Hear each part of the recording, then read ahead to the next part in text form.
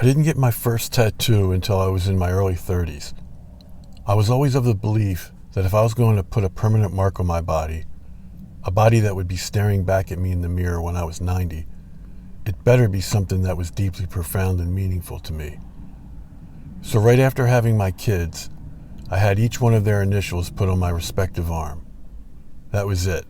I was done. No need for any more tattoos. I had paid homage to the two absolute most important things in my life.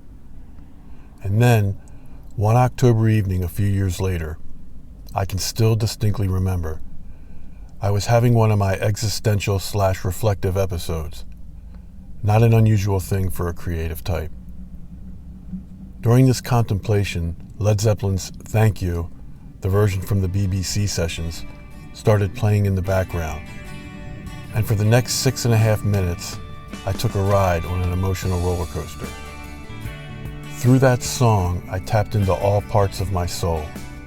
I felt love, I felt pain, I was overjoyed, and ultimately I was thankful for my kids, my blessings, and my life.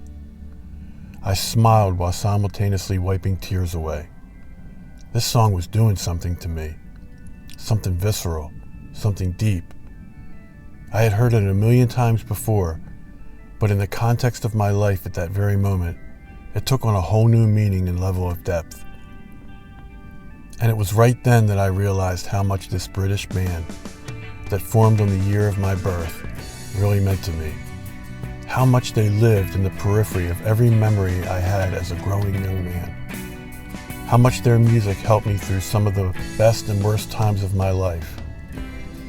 So the very next day, I had tattooed on my forearm the 4 symbols that respectively represent each member. There's not a single thing I can tell you about Zeppelin that hasn't already been discussed, opined, dissected, and argued over. They're legendary. Their reach and influence are still felt today, some 50 years later. But I've always been fascinated by the way they, more than any other band ever, resonated so much with the young American man. There were some insanely incredible acts coming out of Britain concurrently to Zeppelin, but none tapped into the young American male's consciousness and psyche like they did. Was it the dark mystique? Was it the sheer raw power of the live shows?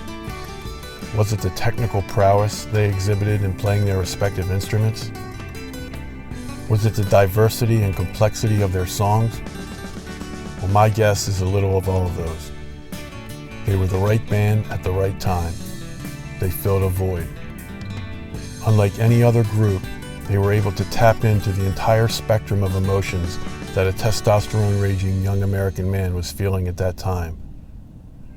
Whether he wanted to screw, fight, love, think deeply, get high, feel sorry for himself, or feel empowered, Led Zeppelin provided him the soundtrack to do so. And I can say with fervent certitude that I may literally not be here today to write this had it not been for what Jimmy, Robert, John Paul, and John gave me. I know that sounds bloated and a bit melodramatic, but to an overly emotional, confused 15-year-old in the 80s, it was anything but. So today, whenever I'm being reflective or feeling nostalgic, or whether I just want to turn on my stereo and rock the hell out to the greatest music ever made, I always glance down at my forearm and thank the 4 cats who live on there forever. Until next time, stay classic.